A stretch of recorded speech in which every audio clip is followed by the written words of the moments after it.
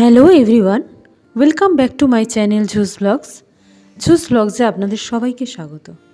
বন্ধুরা, ঠান্ডা পড়ে গেছে, তো সবাই তো এখন স্যুপটা বেশি প্রেফার করবে।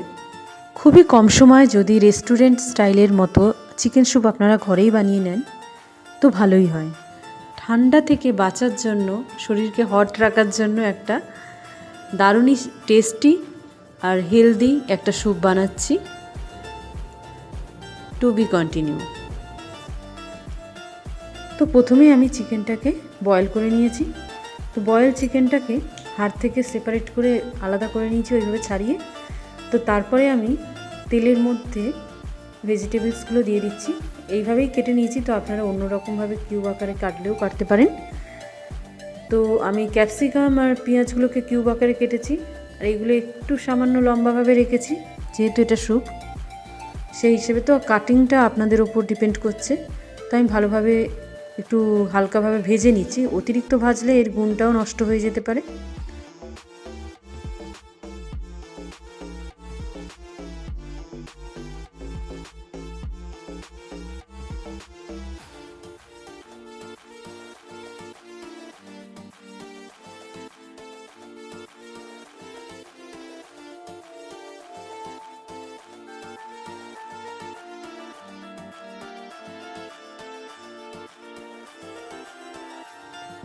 তো এটা ভাজা হয়ে যাওয়ার পরে আমি ছাড়ানো চিকেনটা এর মধ্যে দিয়ে অ্যাড করে একটু ভালোভাবে নাড়িয়ে চাড়িয়ে একটু হালকা ভেজে নিলাম। তো এই ভাজতে ভাজতেই এর মধ্যে একটুখানি নুন দিয়ে দিয়েছি আর একটু গোলমরিচ গুঁড়ো দিয়ে দিয়েছি।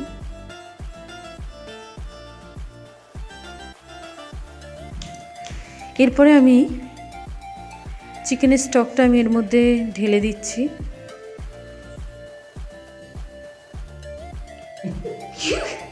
তো আপনারা যেমন স্যুপ খেতে চাইবেন, যদি 2 কাপ খান তো 3 কাপের মতো আপনারা জল দিতে পারেন। তো আমি এটা আমাদের হিসেবেই আমি জলটা দিয়েছি। যখন ফোটা শুরু হয়েছে তারপরেই আমি এই ডিমটা এখানে ফাটিয়ে দিয়ে দিচ্ছি এর উপরে।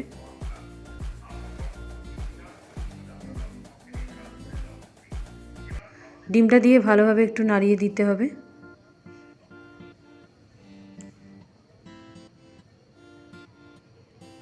কনসিস্টেন্সিটা বাড়ানোর জন্য এখানে আমি একটু কর্নফ্লাওয়ার নিয়ে নিয়েছি।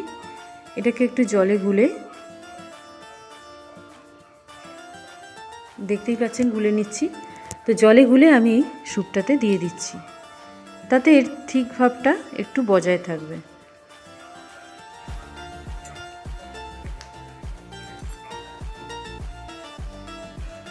তো একটা জিনিস আমি এখানে স্কিপ করে গেছি, আপনাদের ভিডিওতে দেখানো হয়নি।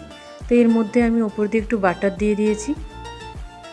তো এটা অপশনাল, আপনারা দিলে দিতেও পারেন অথবা নাও দিতে পারেন।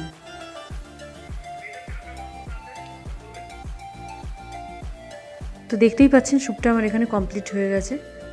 তো আমাদের ঘরে যখনই স্যুপ করা হয় তার সাথে আমাদের ব্রেডটা কম্পালসারি। তো ব্রেডটাকে আমি এখানে সেঁকে নিচ্ছি। এই যে স্যুপটা আমার কমপ্লিট হয়ে গেছে, আমি এখানে সার্ভ করে দিচ্ছি।